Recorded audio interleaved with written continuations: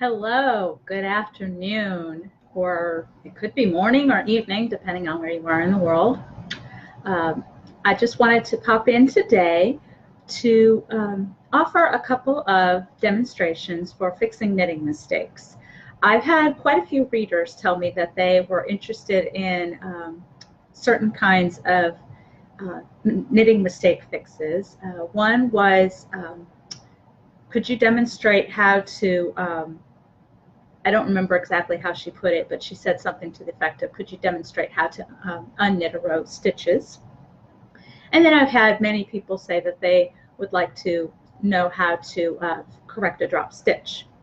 So today, first I'm going to demonstrate how to pick up a drop stitch. I'm actually going to demonstrate two ways because there's at least two ways to do it. There could be more, but I know of two ways, and they're both fairly simple. And then I'm going to demonstrate how to unknit or tink. So I'm going to go ahead and turn my camera around, pop it on my tripod, and we'll get started.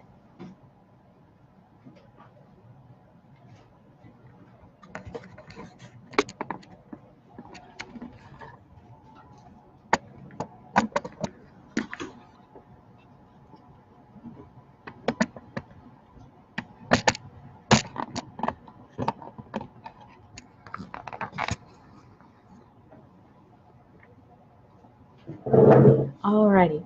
Once again, as I mentioned during the last live, my webcam has a very sensitive microphone, so I'm trying really hard to modulate my tone. If I do start getting fuzzy or staticky sounding, please let me know, and I will pipe down.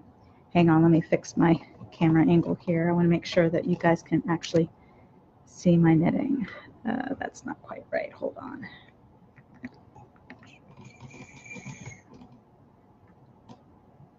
There. I think that should do it. All right. So first I'm going to demonstrate picking up drop stitches. Okay. As you can see, I have here a piece of fabric that I have knit using seed stitch, which means that every other stitch is either a knit stitch or a purl stitch, and then the next row is the exact opposite. So you see on this first row here, we have knit, purl, knit, purl. On the row below it, it's purl, knit, okay? And I basically decided to knit that kind of pattern because I feel like it would be the trickiest to pick up if you drop a stitch. So I wanted to demonstrate how it doesn't have to be something scary. All right, so I'm just going to slide a few stitches off of my left hand needle here just so we can demonstrate a dropped stitch. And we're just going to say that oops, this one dropped off, and I'm going to let it fall about 3 rows down.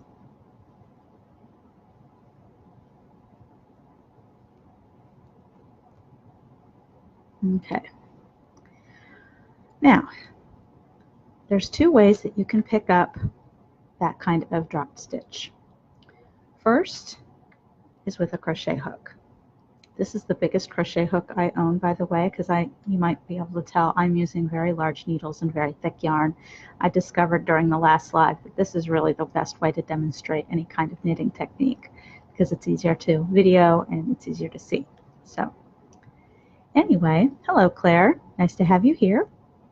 All right, so first of all, we're going to figure out, okay, here's our drop stitch. And you can tell it's a purl stitch. If I kind of get real close here, you can see this is a purl bump. This isn't a knitted V. So this is a purl stitch. We're going to try to pull this up a little bit so you can actually see the loop there. And now with a crochet hook, first of all, since this is a purl stitch, we know that our next stitch, the next row up, is going to be a knitted stitch. So we are going to pop our hook in through the front of this purl stitch. We're going to grab this yarn bar, I'm going to call it, with our hook, and we're just going to pull it through. Okay, so that's one stitch picked up. Now the next stitch is going to be a purl stitch. So the easiest way to do this is to kind of flip around the hook, and we're going to go from the back. And as you may know, the back of any purl stitch is a knit stitch. So we're just going to do the exact same thing that we did in the front. We're just going to pull that yarn through with the hook. And now, since the next one, of course, will be another knit stitch, we're again going to turn around the hook.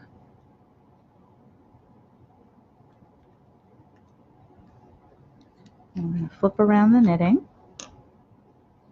And once again, I'm going to grab that yarn bar and pull it through. And then voila, we have saved our drop stitch. So that's one way to pick up drop stitches. Now I'm going to show you how you can do the same thing with your actual knitting needle. Now this method is a little bit trickier. However, it is very useful for if you don't feel like rummaging around in your knitting notions for a hook, or you're just lazy like I tend to be. Okay, so let's go ahead and drop this stitch off. I'm going to go 4 rows down just to see what happens here. 4 rows down. Okay. So again, we're going to grab that hook, that loop, and pull it through, or pull it up, just so we can hang on to it. And now you can see here, this is a knitted stitch. You can see that little V type of shape. So we know this is a knitted stitch. So we know that next stitch we will be doing will be a purl stitch. So here you can see we have 4 yarn bars up here. So that's how, basically you're just going to count those bars, so to speak, so you'll know how many stitches you need to pick up. So what I'm going to do, since the first stitch is going to be a purl stitch, I'm going to take that yarn bar and I'm going to pop it in front of the stitch. And then I'm going to hold it in my left hand. Hi Terry, nice to see you. And I'm going to put the yarn bar onto my right hand needle first, and then I'm going to pop the stitch with onto the the right hand needle with my finger. Now, since I'm using very bulky yarn, I can do this just with my hands, my fingers. If you're using smaller yarn, thinner yarn, you might actually have to grab that loop with your left hand needle and push it on that way, just however you can do it. All right, so we've got the yarn bar on the right of the stitch. Okay, so now we're going to put our left hand needle through the stitch. We're going to grab that yarn bar and pull it through, and there we have picked up stitch number 1. Now it's a little easier to pick up a knitted stitch this way, which is the next yarn bar. So for this one, you already have the loop, the stitch on your right hand needle. You're just going to slip that yarn bar onto the needle. You'll want to make sure for a knit stitch it's on the left hand side as opposed to on the right hand side, which it would need to be for the purl stitch. And then it couldn't be easier. You're just going to grab that stitch, pull it over the yarn bar, and boom, you've picked up another stitch. Now one thing I do want to note is the front leg of the stitch is on the left. You might want to turn that around, just because otherwise that stitch will be twisted when you pick up the next one. Okay, that's something to keep in mind whenever you're picking up these stitches. Now again, the next stitch is a purl stitch. So since we've already got the stitch on our right hand needle, we're just going to take the yarn bar, we're just going to swing it to the right of that needle, and we're going to make sure the next yarn bar is out of the way. And then once again, we're going to slip the needle tip through this stitch. We're going to swoop through and pick up that, or maybe we're not. Let's try again. Stick it through that stitch, swoop through, pick up that yarn bar, and pull it right through. Okay? And then we're going to go to our last one.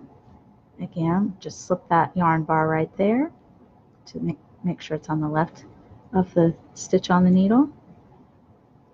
Pull it right over the yarn bar, and there we go. We have rescued our dropped stitch. All right. So see, really not that difficult. It's a lot harder, admittedly, on thinner yarn. On bulky yarn, it's not that difficult. One of the nice things about using thicker yarn, of course, is that the stitches tend to stay in place. So even if you do accidentally drop a stitch, you're not likely to get it traveling far down the fabric. But it is the exact same process when you're using any other thickness of yarn. You might, again, not be able to actually use your fingers to pick up the loops and the stitches and grab them, but you can always use your needle tips. If you even need to grab another needle altogether, on socks especially, when I've been using fingering weight yarn, I have at times grabbed a spare double-pointed needle just so I could pick up the loop and put it on one of my needle tips. That is something you can do as well. And that will probably work a lot better. Of course, that might beg the question, well, if you're going to take the time to grab a double-pointed needle, why don't you just grab a crochet hook? I have my reasons. They're not very good reasons, but I have my reasons. All right, so now let's move on to unknitting or tinking. Now, I'm going to give you a little fun fact. You've probably already guessed this, but in case you haven't, the reason it's called tinking is because tink is knit spelled backwards. So tinking is basically backwards knitting. Okay, technically it's not, but in a way it is. It's knitting gone backwards if you need to go back in time and fix something. So when might we want to unknit or tink rather than just say rip out rows? Well, there's a couple of reasons. Number one, if you're using a yarn that is very loosely plied or even just one ply, and you know that taking all the needles off of, or all the loops, all the live stitches off the needle, you know that it's going to be very difficult to get those stitches back onto the needle. You might want to tink or unknit rather than rip out the rows. Or maybe your mistake is like one or two rows down, or maybe even on the same row. Okay.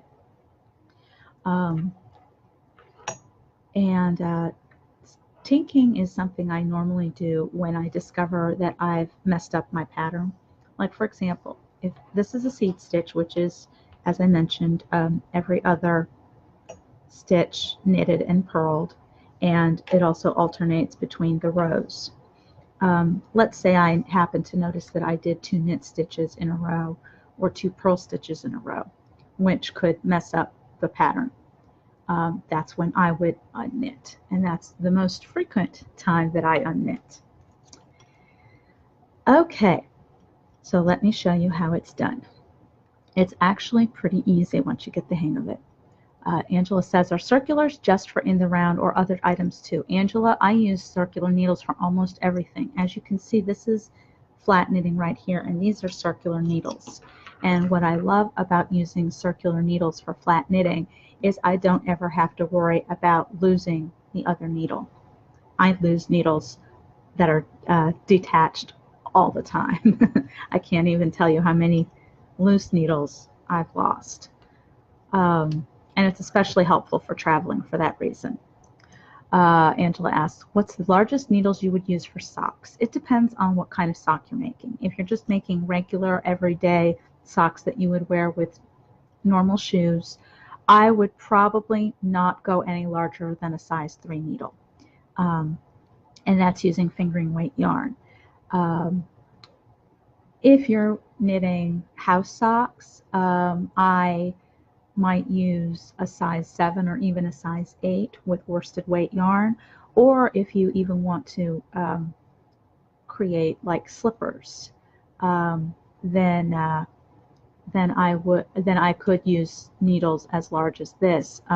These are actually size 13 needles.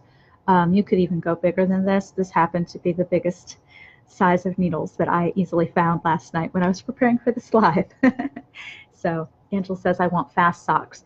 Okay, well if you want like to create house socks, then and you want to try it with bulky yarn like this is very bulky yarn. I believe this is Lion Brand's Thick and Quick. Takes me weeks on tiny ones. I hear you. I love sock knitting, but I will not try to pretend like sock knitting is a fast thing to do. It's not. But if you want to just get the experience of sock knitting, then knitting socks on large needles like these would be a great idea. 7 millimeters. These are 9 millimeters. And they're size 13. 7 millimeters, I'm not sure what US size that would be. That might be a little small for bulky yarn like this, but I don't know what kind of yarn you're using. I always refer to US sizes. I don't do millimeters because I'm American. But I can hook you up with a size guide if you want some help with the conversions. But anyway, or I could look it up myself. I could maybe not be lazy for change. All right, so when we are unknitting, the first thing we're going to do is we're going to look for the loop underneath the first stitch, or actually every stitch, okay? So we're going to poke our needle right through that loop. This is a knit stitch, so we're just going to grab the stitch below with our right hand needle. You could, I'm trying to see, yeah, you could do it that way too. It doesn't matter if you go through from the back or from the front. It's whatever you're most comfortable with. And sorry, I went out of the screen again, or out of the shot again. Okay, so we're going to just grab that loop right below this stitch and pull that stitch right off the needle, and then we're going to take our working yarn and pull that needle right off. And I went out of the shot again. Sorry about that.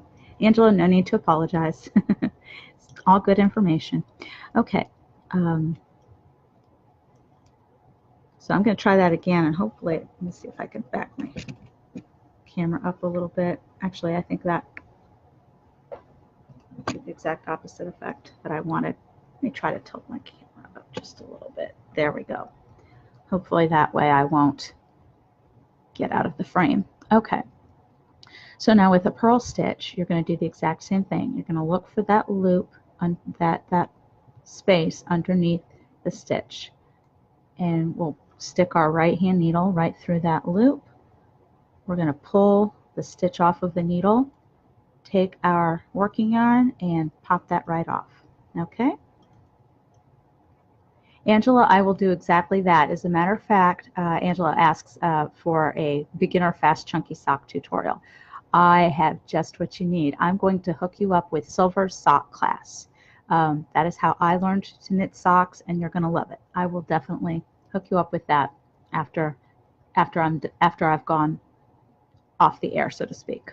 Okay, so again, we're going to look for that loop, pop that needle tip in, pull off the live stitch, and pull it right out.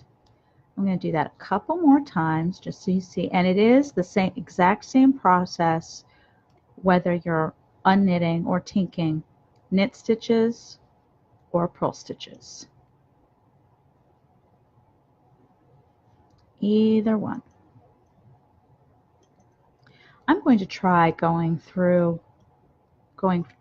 in the front just to see what happens. Okay, I think I see what happens. When I go through the front, remember how I was talking about right leg and left leg You always want the right leg to be the front leg unless you're purposefully twisting stitches. Otherwise, you are going to twist your stitches, and unless you're doing that on purpose, you probably don't want that. So it is generally a good idea to go from front to back to make sure you're not twisting those stitches. Also, let me show you something else that I just noticed. With the knit stitch, if you're unknitting a knit stitch, tinking a knit stitch, you want this yarn to be in the back.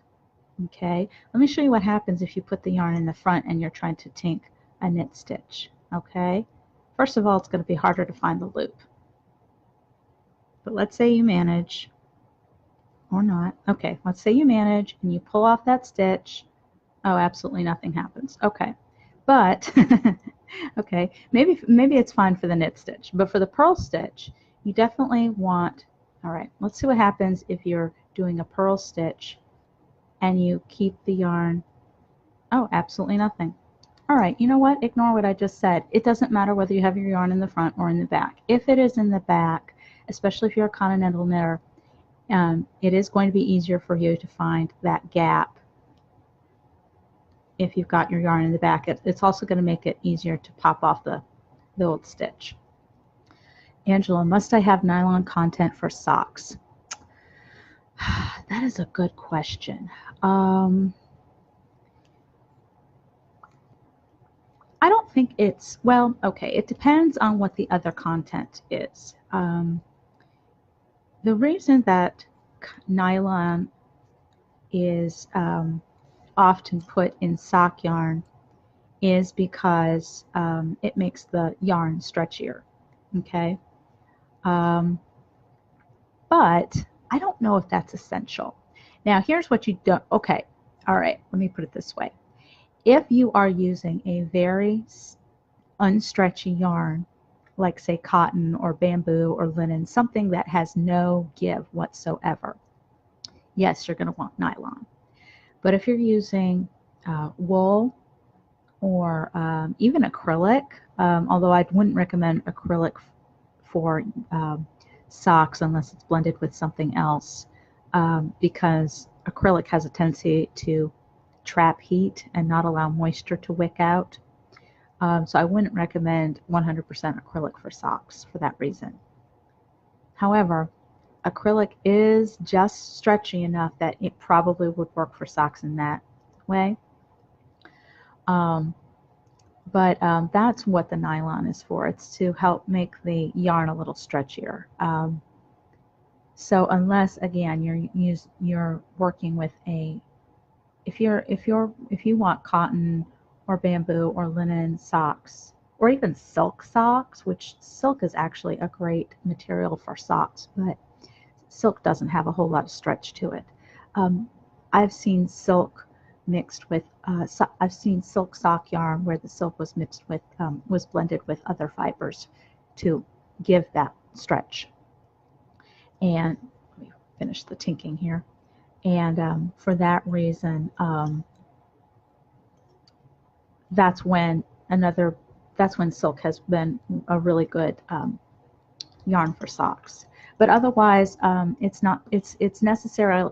It's necessary only if the fiber doesn't already have some give to it. Okay. All right. So anyway, I went ahead. As you can see, I tinked an entire row, and that's all there is to it. It's really not difficult, and it is a far safer way, I guess you could say, of taking out live stitches when you find that you've made a mistake. All right, are there any questions about anything I've demonstrated or anything at all? Angela, I don't want to make you think I'm shutting you down. I'm open to any kind of question. It doesn't necessarily have to be about what I've just demonstrated, but do we have any other questions? I am going to look, hold on a second, since I'm done demonstrating, I'm going to turn the camera back around so you're not staring at my empty kitchen table. Hold on just a minute.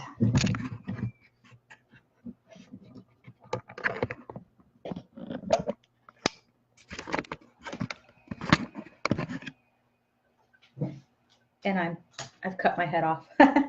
Let me adjust my camera. There we go. All right. So yes, that is all there is to it for fixing a couple of knitting mistakes, for fixing drop stitches, and for undoing live stitches so that you can fix a knitting mistake either earlier in the row or a couple rows down.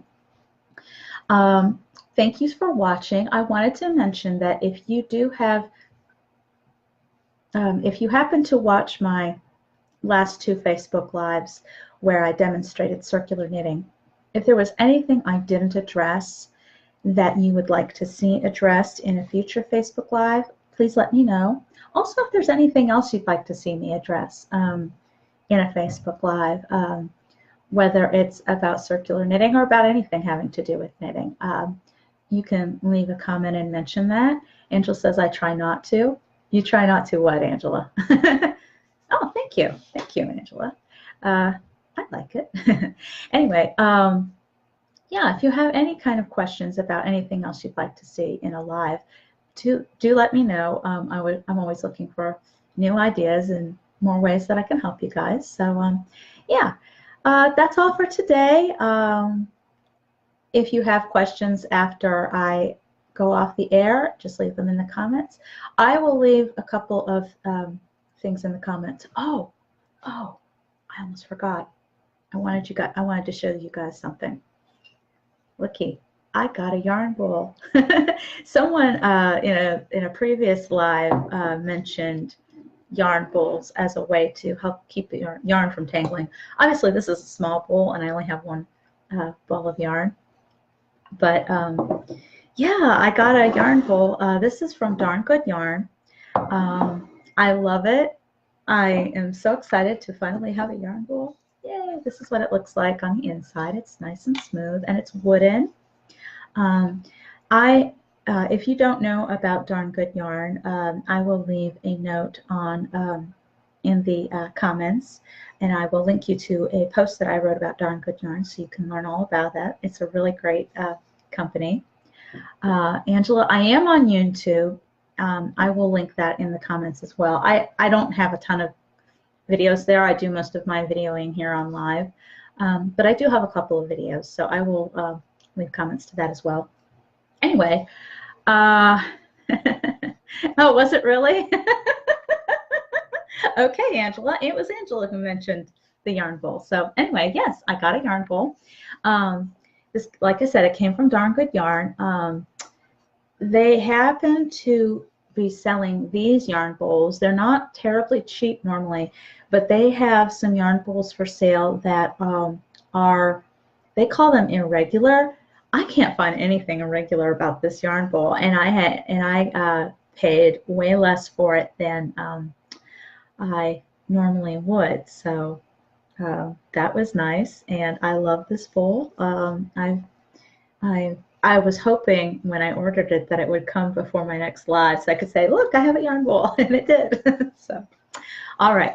Well, I just wanted to share that with you guys because I was really excited. Oh, actually, I want to show you one more thing. I'll be right back.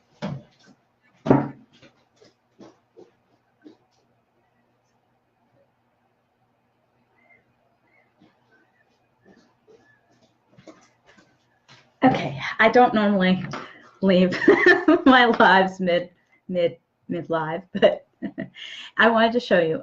In my Facebook community, I happened to mention that when I ordered this bowl, Darn Good Yarn totally got me by saying, hey, if you want to spend just $5 more, we'll give you a mystery gift that that's worth $15. And I said, oh, well, you got me. This was my mystery gift. I've already wound it into a ball, but let me show it to you. This is banana fiber yarn. It's the color name is Kaleidoscope, and it was so pretty that I just had to cast on immediately. And this is what I've got so far. This is a scarf pattern that I've been designing. It's kind of based on my Sways with the Wind scarf, except it's I use drop stitches. I've never done a drop stitch. Well, I have. I've done other drop stitch patterns before, but I've never actually designed a pattern with drop stitches. But I love drop stitches, so this has been fun. Anyway, I mentioned that in the Facebook community, so I wanted to show that off. So, all right. Well, thank you so much for watching. That's all for today, and I'll let you all get back to your busy days. And thank you so much for spending time with me. I really appreciated it. Bye-bye.